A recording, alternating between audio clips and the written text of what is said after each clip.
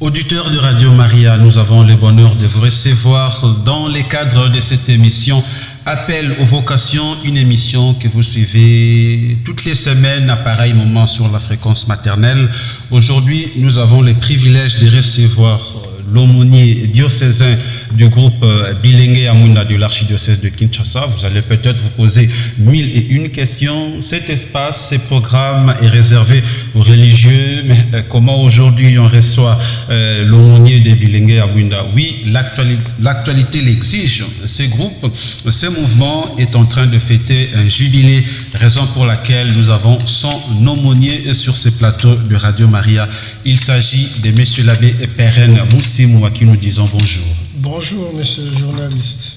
Voilà, monsieur l'abbé, nous vous avons présenté, nous vous recevons dans le cadre de cette émission parce que vous êtes aumônier diocésain du groupe Bilengue Amunda. D'entrée de jeu, nous allons parler de l'origine de ces groupes ou mouvement Bilengue Amunda d'abord.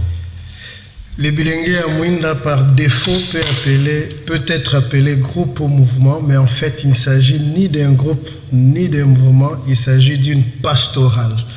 La meilleure façon de désigner le Bilengue Amunda en fidélité à ce que les fondateurs voulaient, c'est parler de l'initiation Bilengue Amunda, de la pastorale Bilengue Amunda. Mais cette pastorale se visibilise au niveau des paroisses par des groupes, des jeunes, des communautés de jeunes. Voilà pourquoi on parle de groupe Bilengue Amunda.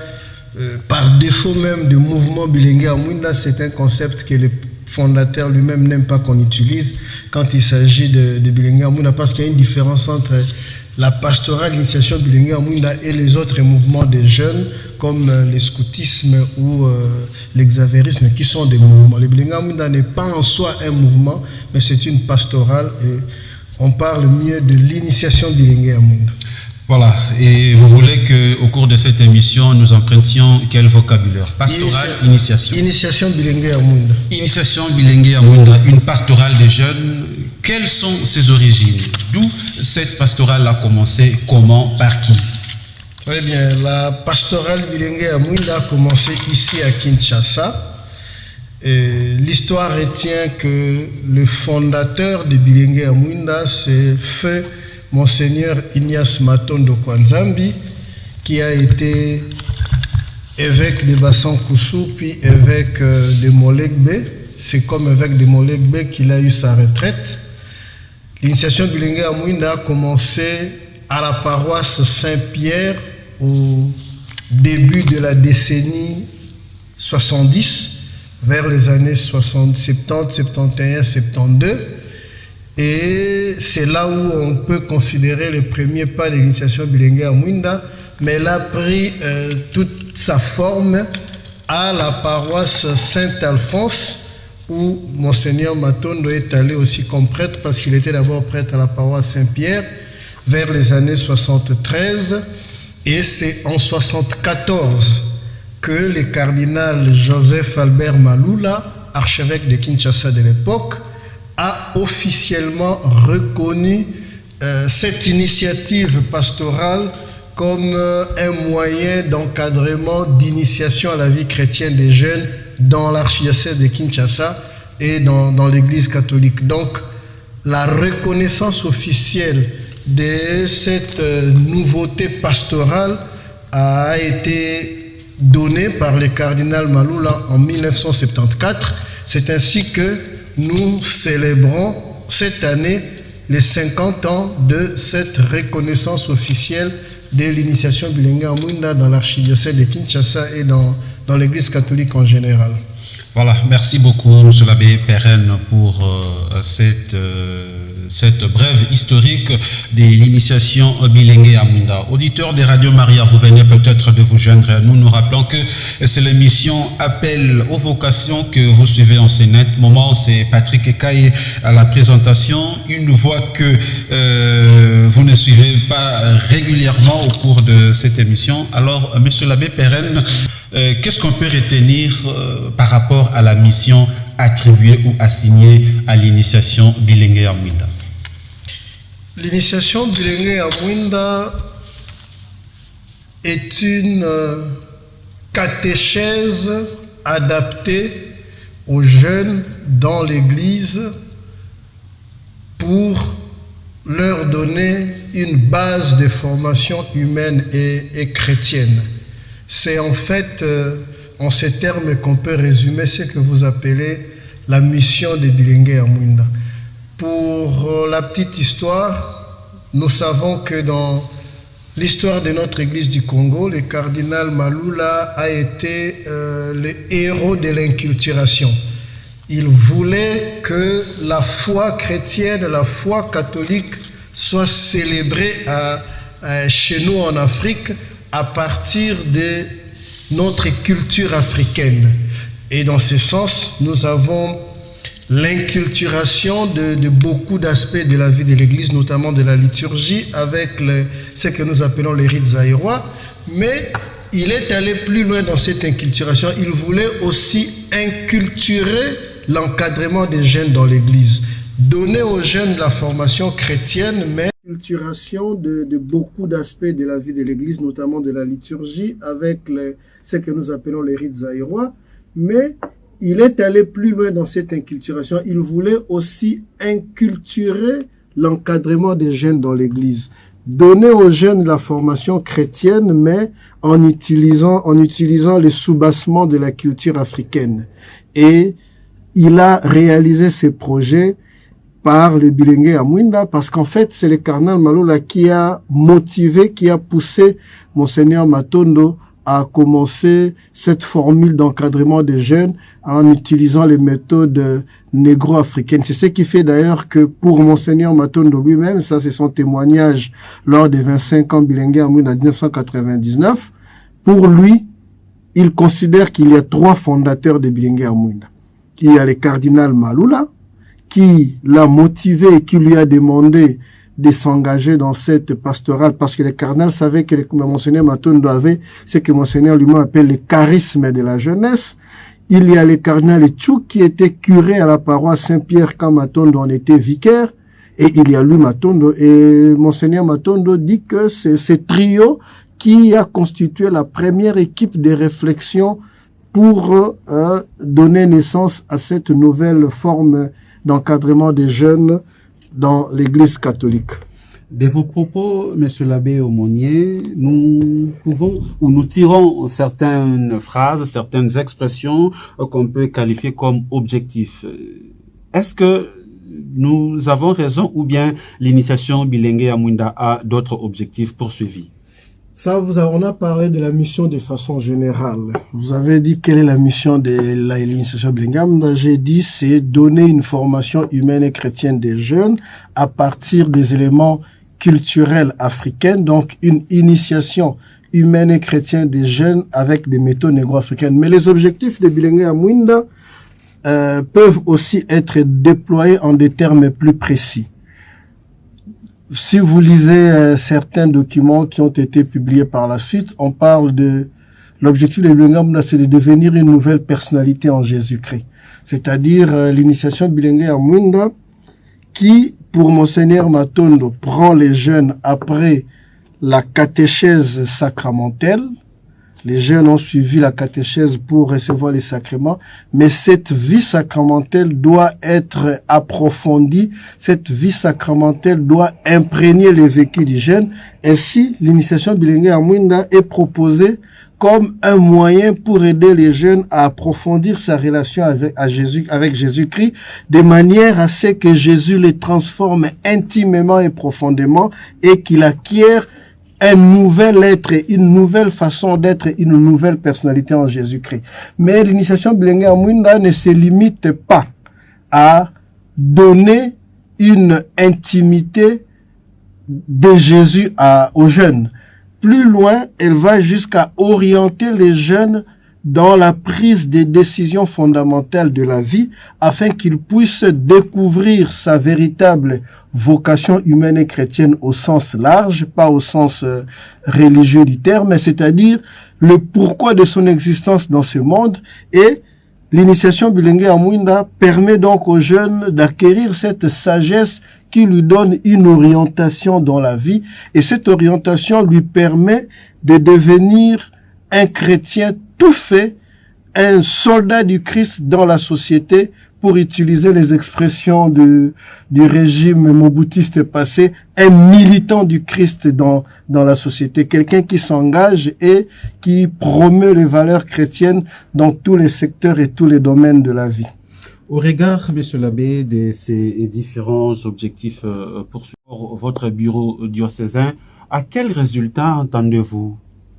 Monseigneur Matondo dit, au terme, l'initiation Bilengue Amouine dans l'objectif de donner à l'Église des chrétiens tout faits, des chrétiens bien bâtis, des chrétiens matures, des chrétiens engagés dans la société et dans l'Église. Donc l'initiation Bilengue Amouine, je la compare souvent à une boulangerie. Donc les jeunes, quand ils viennent, l'initiation c'est comme la farine, les levure, l'eau, les sels qu'on mélange pour produire le pain. Donc à la fin de l'initiation, les jeunes ont une certaine maturité humaine et chrétienne, un sens d'engagement qui lui donne de participer à la construction de l'Église et de la société. Par curiosité, une question m'est traversée l'esprit par rapport à vos derniers propos. Cette initiation dans la vie d'un jeune commence à quel âge? Et à quel âge ces jeunes peut déjà être mature, comme vous l'avez dit? Très bien. L'initiation Bilengue Amouinda commence autour de l'âge de 15 ans. Et du point de vue du parcours scolaire, c'est quand les jeunes commencent les études des humanités. Pas seulement les secondaires, mais les humanités.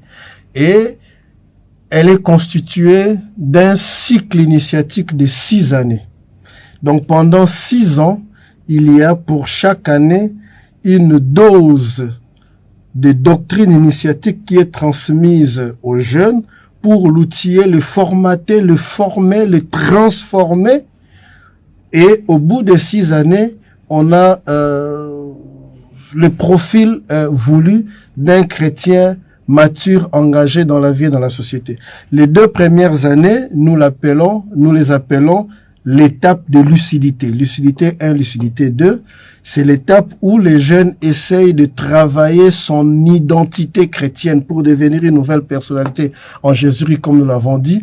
Les 2 étapes suivantes, c'est l'étape de l'option fondamentale. Option fondamentale 1 et option fondamentale 2. C'est au cours de cette étape que les jeunes, maintenant, donne sens à sa vie en développant sa maturité humaine et sa maturité doctrinale dans la foi, parce que c'est pendant cette étape qu'il doit prendre les grandes décisions de sa vie, d'où le nom même option fondamentale. Choisir les chemins par lesquels il va passer pour vivre pleinement sa vie chrétienne.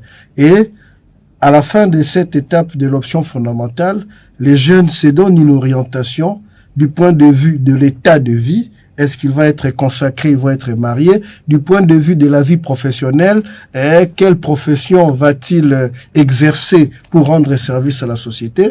Et même du point de vue de l'engagement apostolique, dans quel secteur de la vie de l'Église apportera-t-il sa pierre pour construire l'édifice ecclésial? Et à la fin de ces 2 étapes suivantes, il y a les 2 dernières étapes qui sont les étapes de rayonnement. Et pendant ces étapes, on aide donc les jeunes à illuminer le monde, à rayonner du Christ dans la société et à témoigner justement de ce Jésus qui a transformé sa vie et qui a orienté sa vie. Voilà un peu, en bref, le parcours initiatique. Et chaque année a une retraite spirituelle. Il y a une année d'enseignement et cette année se clôture par une retraite spirituelle qui travaille davantage les cœurs du jeune et la personnalité des jeunes à grandir. La lucidité, c'est la retraite métanoïa, la retraite mort et résurrection. L'option fondamentale, c'est la retraite maranatha et la retraite mission. Et le rayonnement, c'est la retraite Libala Mwinda et la retraite nouveau souffle de l'Exode. Quand les jeunes finissent ces parcours, nous disons que c'est un pain qui est passé par tout le processus de la fabrication et qu'on peut lancer dans la société pour être consommé. Donc on peut dire jusqu'à l'université, cette étape, ce processus a toujours lieu, parce que vous avez parlé du début à l'école humanité, c'est-à-dire l'enfant a presque 15 ans, plus les 6 années de formation, c'est-à-dire au-delà de l'université. Donc, si quelqu'un a commencé la formation, le jeune a commencé la formation effectivement à 15 ans, c'est autour de 20-21 ans qu'il peut finir la formation de manière classique. Mais il y en a qui commencent en retard et ça peut faire que ça se prolonge. Mais du point de vue des instructions de l'église de Kinshasa ou de l'église de façon générale, c'est une formation donnée aux jeunes de 15 à 25 ans. De 15 à 25 ans, c'est la limite d'âge pour suivre la formation Bilengue ya Munda. L'initiation Bilengue ya Munda existe depuis 50 ans déjà, vous l'avez bien dit. Peut-on savoir comment est-ce qu'elle est structurée ici dans l'archidiocèse de Kinshasa? Très bien. Au niveau de l'archidiocèse de Kinshasa, l'initiation Bilengue ya Munda évolue comme une structure dans la commission des jeunes. Je dirais en d'autres termes, c'est une sous-commission de la commission des jeunes. La commission des jeunes s'occupe de toutes les structures d'encadrement des jeunes, dont l'initiation Bilengue ya Munda. Et au niveau diocésain, l'initiation Bilengue ya Munda est gérée par une instance que nous appelons la coordination diocésaine.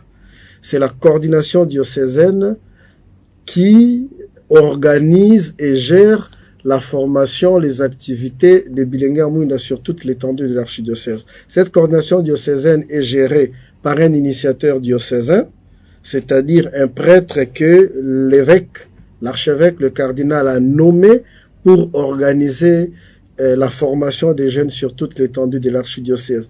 Alors, la coordination diocésaine des jeunes est composée donc de l'initiateur diocésain et de son mini-cabinet que nous appelons staff diocésain, c'est-à-dire des secrétaires qui l'aident à coordonner les activités au niveau diocésain.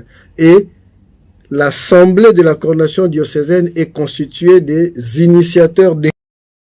Chaque doyenné a un couple initiateur des canals. Et ce couple initiateur des canals est d'office membre de la coordination diocésaine avec l'initiateur diocésain. Au niveau des doyennés aussi, le couple initiateur des canals est entouré des initiateurs paroissiaux. Avec les initiateurs paroissiaux, les couples initiateurs des canals forment la coordination des canals du doyenné qui gère les paroisses du doyenné précis.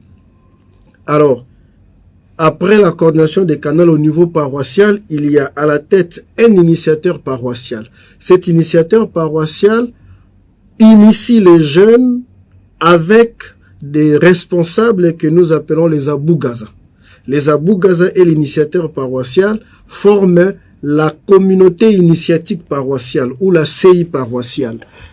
C'est la CI paroissiale qui est en fait au niveau de la base, l'organe qui gère la formation et l'encadrement des jeunes dans chaque paroisse. Donc, vous vous rendez compte que l'initiation est organisée à 3 échelons. À l'échelon diocésain, il y a une coordination diocésaine. À l'échelon des canals, il y a une coordination des canals. À l'échelon paroissial, il y a une CI paroissiale, une communauté initiative paroissiale, où vous avez l'initiateur paroissial et les Abougaza qui s'occupent chacun d'une étape ou d'une année de formation dans les 6 années dont nous venons de parler. Est-ce que vous avez des rencontres qui réunissent toutes ces 3 étapes? Très bien. Au niveau diocésain, la coordination diocésaine se réunit une fois le trimestre. Et d'ailleurs, aujourd'hui, nous aurons une réunion de la coordination diocésaine. Au niveau des canals, la coordination des canals se réunit une fois le trimestre aussi. Et au niveau paroissial, la CI paroissiale se réunit une fois le mois. Parce que c'est la CI paroissiale qui est à la base, donc la fréquence est beaucoup plus développée parce que c'est là où le travail se fait. Le niveau du diocésain, c'est le niveau de conception. Le niveau des canals, c'est la courroie de transmission de ce qui est conçu au diocèse, mais c'est le niveau paroissial qui est le lieu d'application, d'exécution, d'encadrement proprement dit des jeunes. C'est ce qui fait que l'initiateur paroissial et ses Abougaza se réunissent chaque mois pour évaluer le travail de formation qu'ils sont en train de faire à la base. Monsieur l'abbé, initiateur diocésain, nous allons nous habituer à cette expression. Jadis, on utilisait aumônier, donc nous étions dans l'erreur. Vous aussi qui nous suivez, mesdames et messieurs auditeurs des Radio Maria, vous connaissez l'initiation Bilengue à Mwinda. Vous appeliez autrefois aumônier diocésain, c'est plutôt initiateur diocésain, tel que les veut l'appellation de cette initiation Bilengue à Mwinda. 15-25 ans, la tranche d'âge pour le processus initiatique au sein des BM. Après 25 ans, quel devient l'enfant? Quelle relation a-t-il avec l'initiation Bilengue à Mwinda? Ce n'est plus un enfant, c'est un adulte. L'encadrement des enfants tel que l'organise l'Église, c'est le groupe K, c'est la part. Nous, on a les jeunes, les adolescents. Les adolescents, c'est la transition entre l'enfance et l'âge adulte. Et déjà, après 20 ans, 21 ans, déjà à 21 ans, si l'enfant a bien étudié comme vous voulez là, il a déjà fini le premier cycle de l'université. Donc, l'initiation Bilengue à Mwinda, quand on l'a fini, on devient adulte, responsable, épanoui. On acquiert ce que nous appelons la maturité humaine, la maturité affective, la maturité doctrinale, la maturité chrétienne. Et donc, on acquiert les statuts dans tous les domaines et rayonner de la lumière du Christ partout où on va se retrouver. 50 ans déjà depuis la création ou la reconnaissance officielle de l'initiation Bilengue à Mwinda dans l'archidiocèse de Kinshasa. Êtes-vous présent dans toutes les paroisses? Oui, l'initiation Bilengue à Mwinda est pratiquement présente dans 90% des paroisses de Kinshasa. Maintenant, la seule difficulté se situe au niveau des paroisses du plateau avec le mouvement des Mobondo qui a fait beaucoup de déplacés et qui a ralenti les activités d'encadrement des jeunes en particulier et les activités pastorales en général dans ce coin de la ville de Kinshasa. Mais dans presque toutes les paroisses, vous trouverez des jeunes qui suivent cette initiation que le fondateur lui-même appelle école de vie. C'est une école à laquelle les jeunes s'inscrivent pour essayer de se donner un peu de densité spirituelle et de densité humaine. Et au niveau de la République démocratique du Congo, je crois que sur les 48 diocèses, l'initiation Bilengue à Mwinda se retrouve dans plus de 45 diocèses parce que nous avons, à l'occasion de ces jubilés, eu la mission de contacter toutes les coordinations diocésaines pour essayer de créer un lien qui nous permet de célébrer au niveau national et même international les jubilés d'or de Bilengue à Mwinda. Et je constate que dans toutes les provinces ecclésiastiques et dans tous les diocèses, il y a la présence des jeunes qui suivent la formation de Bilengue à Mwinda. Le niveau diocésain dont vous êtes responsable et les niveaux concepteurs, vous l'avez bien dit, Monsieur l'abbé Moussimou, avez-vous déjà conçu un plan et un projet pour pouvoir récupérer tous les jeunes, notamment de la partie est de la capitale du pays, où il y a encore des mouvements, des turbulences, comme vous les reconnaissez? Oui, nous y avons pensé. Le grand problème, c'est un problème sécuritaire. Et les problèmes sécuritaires, ce n'est pas à nous de les résoudre. Et du point de vue pastoral, comme les paroisses de l'intérieur du plateau sont vidées et les fidèles sont sortis vers les paroisses qui sont sur le boulevard Lumumba, enfin sur la nationale, j'allais dire.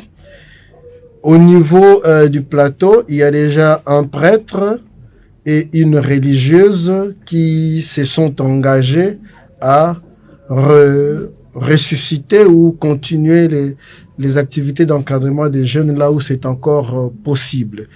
Mais les choses sont encore très lentes et nous n'avons pas encore un feedback, mais au moins nous savons qu'il y a déjà les responsables ecclésiastiques qui nous ont promis de travailler pour redynamiser la formation, l'encadrement des jeunes dans ces secteurs, dans ces coins de la capitale. Nous rappelons à tous les auditeurs que c'est l'émission Appel aux vocations que vous suivez sur Radio Maria en Sénat. Nous avons dans ce studio de la fréquence paternelle Monsieur l'abbé Perren Moussimou. Il est initiateur diocésain de l'initiation Bilengue ya Mwinda. Cette émission est divisée en deux volets. Nous parlons du BM Bilengue ya Mwinda. Premièrement, c'est quoi l'initiation Bilengue ya Mwinda? Nous avons parlé des origines, nous avons parlé de la mission, nous avons parlé de l'objectif, nous avons parlé de la présence de BM dans l'archidiocèse de Kinshasa, et dans la seconde partie de cette émission, nous allons parler de ces grands jubilés, 50 ans. Alors, avant d'y aborder, Monsieur l'abbé, peut-être comme question par rapport à votre initiation. Je rappelle que nous avons parlé des origines, de la mission, des objectifs, de la présence, de votre expansion. Je crois que l'essentiel est dit. Je crois que l'essentiel est dit par rapport à la présentation de façon générale de l'initiation Bilengue ya Mwinda. Mais ce que je pourrais ajouter avant que nous ne passions à l'autre volet de notre émission, c'est que j'ai parlé de Bilengue ya Mwinda comme une structure d'encadrement des jeunes, comme une sous-commission de la commission des jeunes dans le gouvernement pastoral de l'archidiocèse de Kinshasa tel qu'il se présente. Mais je voudrais dire un mot par rapport à la place de Bilengue ya Mwinda dans l'encadrement des jeunes de façon générale dans nos paroisses. Parce qu'aujourd'hui, il y a beaucoup de mouvements, il y a beaucoup de groupes de jeunes, il y a beaucoup de structures qui encadrent les jeunes. Et parfois, nous commettons l'imprudence de mettre toutes ces différentes structures comme dans une sorte de compétition.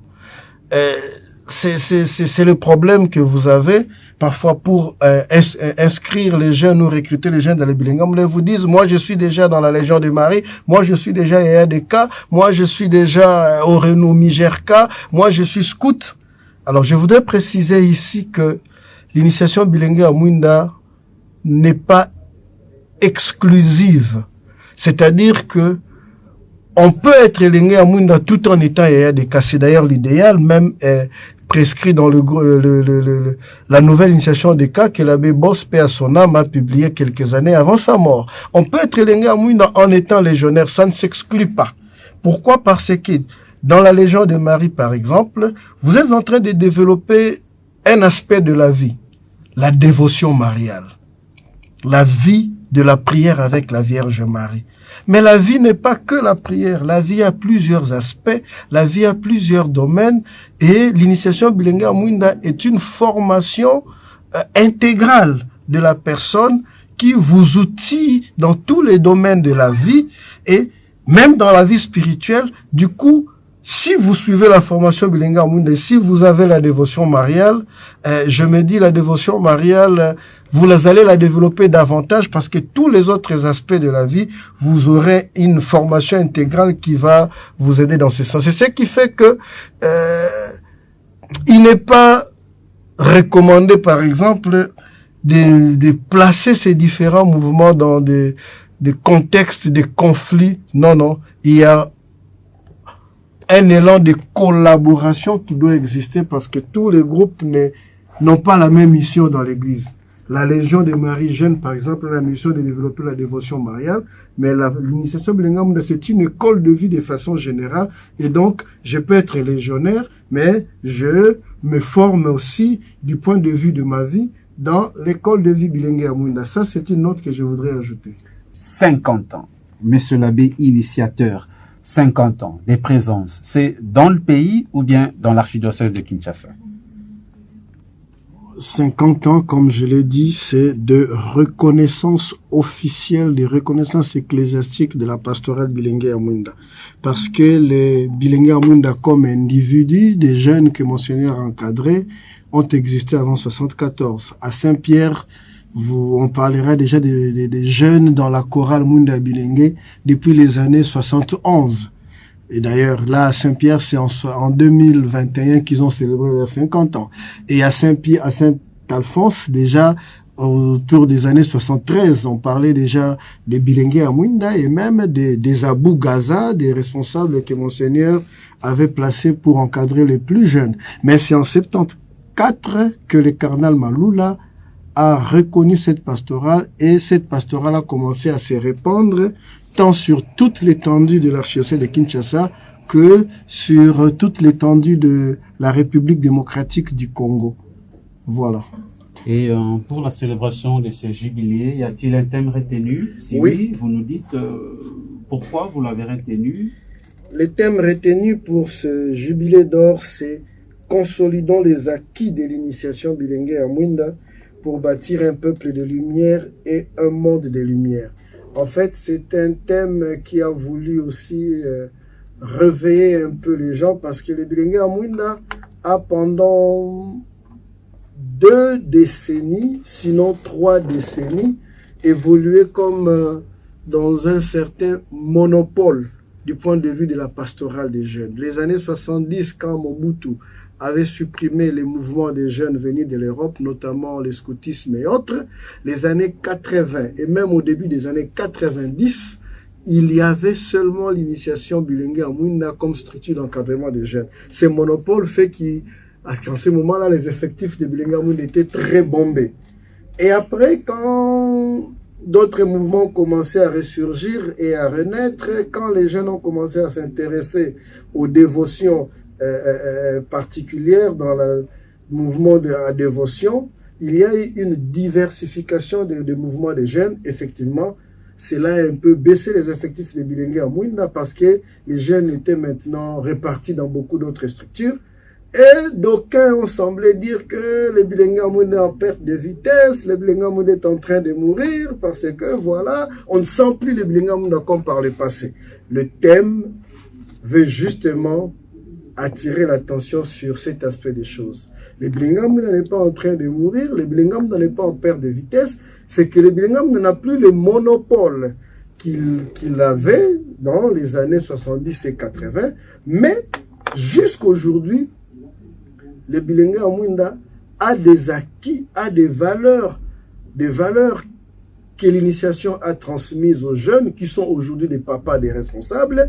Et donc, nous ne pouvons pas chanter le déclin de bilingue à Mwinda, mais en héritier responsable, nous devons chercher à consolider ces acquis pour donner de l'avenir à cette pastorale qui nous a formés, qui a fait que nous soyons ce que nous sommes aujourd'hui et qui, grâce à nous aujourd'hui, peut encore aider beaucoup de générations futures. Donc c'est dans ce sens-là que ce thème a été retenu pour réveiller la conscience ecclésiale sur l'apport de cette pastorale dans l'encadrement des jeunes qui aujourd'hui a produit une élite tant dans l'église que dans la société que personne par 4 chemins. Notre épiscopat par exemple est constitué de plus de 10 anciens bilingues à Mwinda. L'actuel cardinal de notre pays, le président de l'épiscopat africain, les membres de 7 cardinaux les plus proches du pape qui gèrent l'église. Mais c'est un fruit de bilingue à Mwinda. Le cardinal le dit lui-même chaque fois qu'il présente sa biographie. Donc ça veut dire que l'initiation bilingue à Mwinda a des valeurs, a des acquis, a des points positifs, a des bénéfices que l'église a tirés de cette initiative, que l'on se doit de consolider, de renforcer pour qu'on continue à construire un peuple de lumière, une race d'élite pour notre société, pour notre église. Et c'est quand on a un capital humain élitiste, capital humain bien formé spirituellement et humainement, que l'on pourra transformer le monde en monde de lumière, parce que le monde ne se transformera pas par lui-même. Le monde a besoin des acteurs, et ces acteurs, c'est ce que l'initiation a produit pendant 50 ans au niveau de l'Église, même au niveau de la société. Aujourd'hui, nous vous parlons, même dans les instances les plus supérieures de notre pays, vous retrouverez des bilingues à Mwinda qui promeuvent les valeurs humaines et chrétiennes qu'ils ont apprises dans cette école de vie. Voilà, nous poursuivons notre émission. Monsieur l'abbé initiateur diocésain, à quand alors la célébration solennelle de ces jubilés d'or? Alors, la date retenue exactement. Ici à Kinshasa, comme le cardinal Malula avait publié son décret de reconnaissance de la pastorale bilingue à Mwinda à Pâques 1974, nous avons retenu aussi autour de festivité pascale de célébrer solennellement les jubilés d'or de Bilengue à Mouinda. Ce sera au 3e dimanche de Pâques, le 14 avril 2024, que son éminence le cardinal archevêque va dire solennellement une messe du jubilé. Mais cette date, comme je l'ai dit, concerne uniquement l'archidiocèse de Kinshasa comme le lieu où la pastorale a commencé. Mais nous sommes en train d'attendre le calendrier général de la Conférence épiscopale nationale du Congo par l'entremise de la Commission épiscopale pour l'apostolat des laïcs, qui va donner des dates qui seront bookées pour tous les diocèses de la République, pourquoi pas pour tous les diocèses même des pays environnants où cette pastorale est aussi organisée. Ce calendrier pourra nous venir dans les prochains jours, le temps que les laboratoires de la SENCO finissent à y penser. Et c'est en ce moment-là qu'on pourra donner des dates fixées pour tout le pays et tous les Bilengue à Mouinda du monde entier. Mais au moins pour Kinshasa, une date qui est déjà retenue, c'est le 14 avril, 3e dimanche de Pâques. La grande solennité du jubilé d'or sera célébrée par son éminence le cardinal archevêque Fridolin Ambongo Bessou. Les lieux, vous l'avez retenu déjà? Les lieux sera précisé dans les jours à venir. Voilà, lieu à préciser prochainement, mais retenez la date, vous qui êtes Bilengue à Mouinda à Kinshasa, le 14 avril 2024, 3e dimanche du temps pascal, qu'aura lieu la célébration solennelle de ces jubilés d'or. Un jubilé est toujours précédé d'une série d'activités. Est-ce que c'est le cas pour l'initiation Bilengue à Mouinda? Effectivement, il y a plusieurs activités qui sont prévues dans le cadre de ces jubilés. Il y a des activités de formation pour les jeunes, formation en leadership et en management personnel. Il y a les activités sportives et culturelles qui sont aussi prévues, notamment les compétitions de football, une activité qu'on a appelée les génies initiatiques qui sera aussi organisée. Et il y a les activités dans le cadre de la promotion féminine. Donc, le mois de mars sera aussi exploité pour la promotion de la jeune fille Bilengue à Mouinda et de la femme héritière de Bilengue à Mouinda. Ensuite, il y a aussi des activités spirituelles, notamment des prières, des triduums de prières qui seront organisées. Mais dans l'ensemble de ces activités, il y a une très grande activité qui sera organisée, c'est un colloque. Colloque sur les 50 ans de Bilengue à Mouinda, et un colloque que nous voulons international, parce qu'il connaîtra la participation des animateurs de Bilengue à Mouinda, non seulement du Congo, mais de tous les pays où cette pastorale est organisée. On en a déjà dénombré une quinzaine. Alors ce colloque se veut aussi un temps fort de ces jubilés. J'allais dire même, pour utiliser les termes du pape François, un temps de synodalité de l'initiation Bilengue à Mouinda, parce que il va donner l'occasion à tous les animateurs de se voir, d'échanger et de baliser les chemins de l'avenir de cette pastorale. Voilà ce que je peux dire en ramassant un peu les choses. Ces activités, parce que vous l'avez dit de façon structurelle plutôt, le BM est organisé en trois niveaux, trois étapes si vous l'avez dit, si on peut le répéter ainsi. Est-ce que ces activités seront organisées par paroisse, par doyenné ou par diocèse, au niveau diocésain?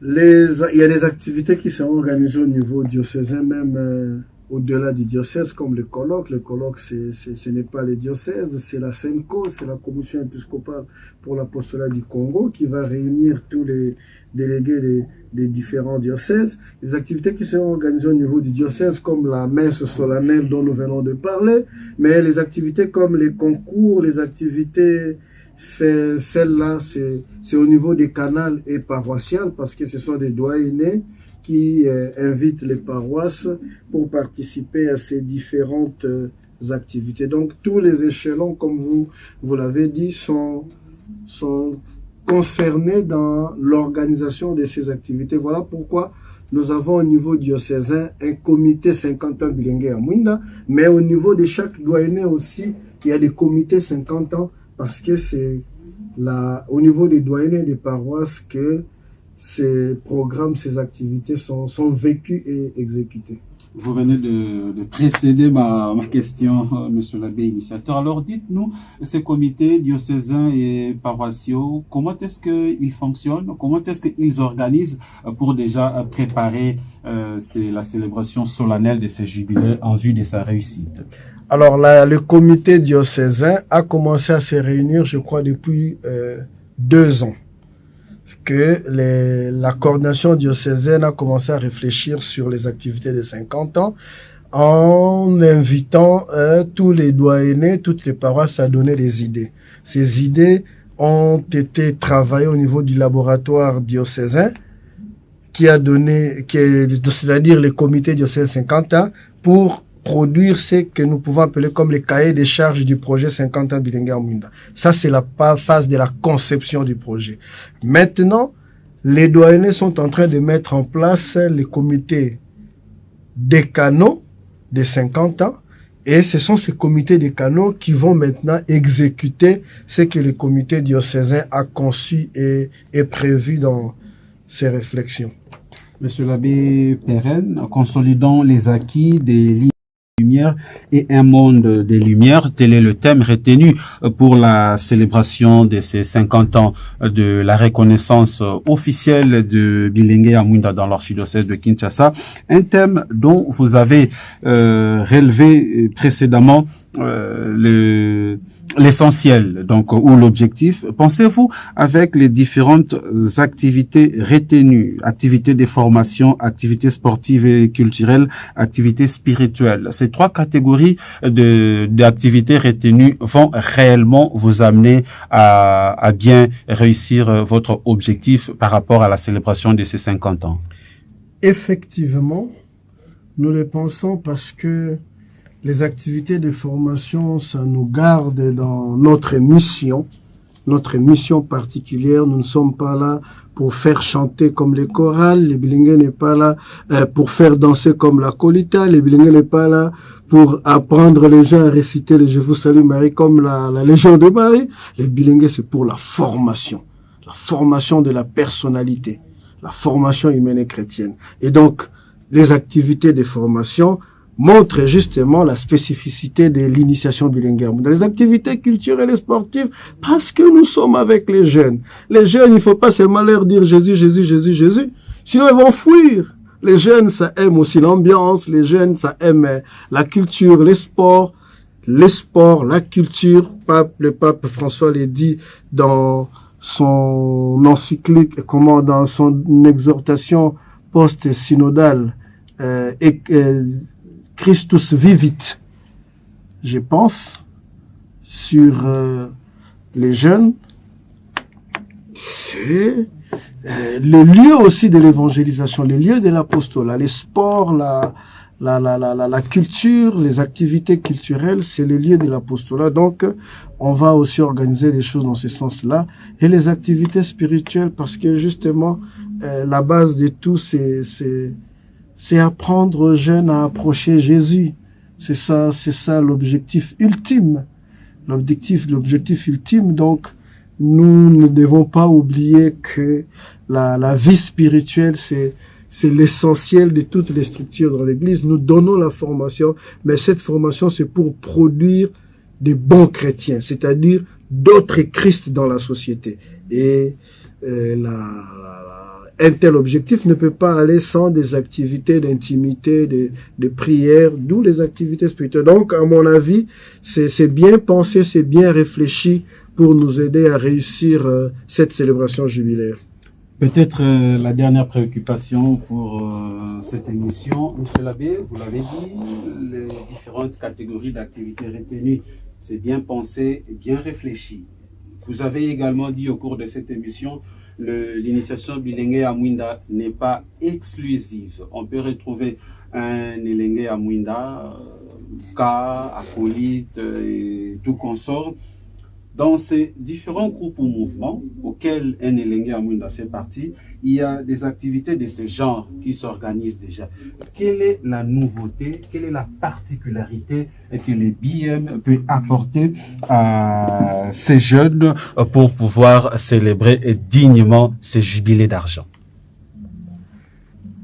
Bon, la particularité, c'est que tous les mouvements que vous avez cités ont leur spécificité. L'acolita, c'est pour aider les jeunes à accompagner les prêtres à la messe. La chorale, c'est pour aider la communauté à bien prier en chantant. Et ce que l'initiation apporte à tous ces jeunes qui sont engagés dans ces différentes structures, c'est justement cette doctrine de formation humaine et chrétienne qui, à mon avis, est comme le sel dans la nourriture. La nourriture peut être bien préparée, mais il faut du sel pour qu'ils peuvent avoir au niveau de la paroisse. Et si un tel jubilé avec ces programmes que nous avons essayé de concevoir réussit, je crois que c'est toute l'Église qui en bénéficiera. C'est toute l'Église qui en bénéficiera.